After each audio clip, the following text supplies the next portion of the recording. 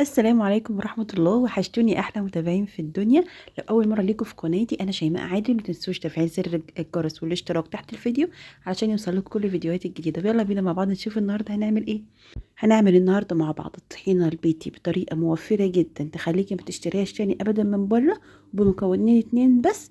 وهتعملي كل الكمية دي. عايزة أقولك إن البرطمانين دول اتعملوا بكوباية سمسم وكوباية دقيق بس، والسمسم مش غالي خالص، وكمان الدقيق موجود عندنا كلنا. يلا بينا مع بعض نشوف هنعملهم ازاي. ادي كوبايه السمسم وكوبايه الدقيق، الكوبايتين مقاس بعض. عايزه تضيفي فول سوداني ممكن تضيفي حوالي نص كوبايه، بتدي للطحينه طعم حلو جدا. هنا انا اكتفيت بكوبايه الدقيق وكوبايه السمسم بس. حطيتهم على بعض كده، مش هحمص كل حاجه لوحدها، هحمصهم مع بعض وكمان هيتخلطوا مع بعض في المطحنه بتاعتي.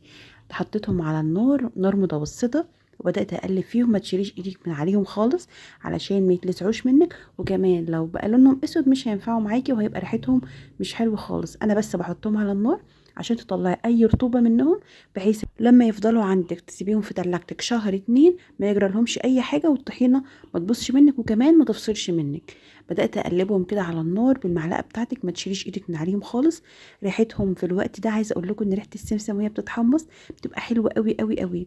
كل شويه بحط ايدي عليها كده اشوف وصلت درجه الحراره لحد فين، لان انت طبعا انا مش هسيبهم لحد ما لونهم يغمق او حتى لونهم يبقى ذهبي. انا مش عايزه لون يتغير خالص، عايزاهم بنفس لونهم كده على درجه حراره هاديه. بقلبهم على النار، اطلع كل الرطوبه اللي فيهم، ياخدوا تحميصه حلوه كده. وبعد كده هنزل بيهم في المطحنه بتاعتي. وبرده لو عاوزه تضيفي الفول السوداني تضيفيه معاهم في نفس الخطوه دي، ياخد تحميصه محترمه كده معاهم.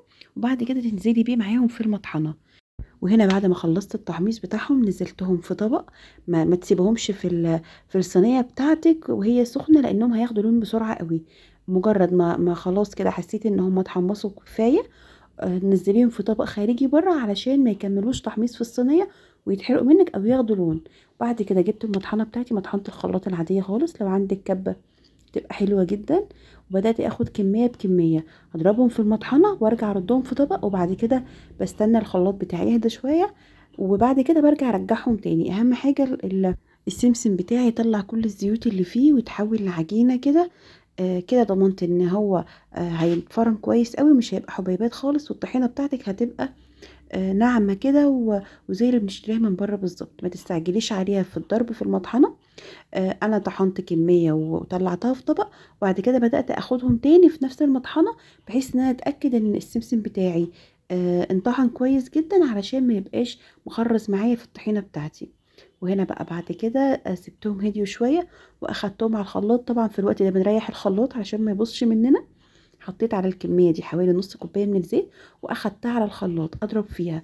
كميه الزيت ديت مش ملهاش مقدار معين، انت بتزوديها زي ما انت حابه. عايزه الطحينه تقيله وبعد كده انت تخففيها، او عاوزه تحطي لها مقدار الزيت دلوقتي وبعد كده لما تيجي تستخدميها مش هتبقى محتاجه تخففيها خالص، براحتك. حطيت البرطمان الاولاني ده كان تقيل مني قوي، البرطمان التاني زودت عليها شويه زيت بحيث ان انا استخدمها على طول. والبرطمان ابو غطا احمر ده اللي هيفضل معايا. جربي الطريقه دي هتعجبك جدا جدا وهتوفري، مش هتشتري من بره تاني ابدا. وما تنسوش تصلوا على النبي في الكومنتات. والسلام عليكم ورحمه الله.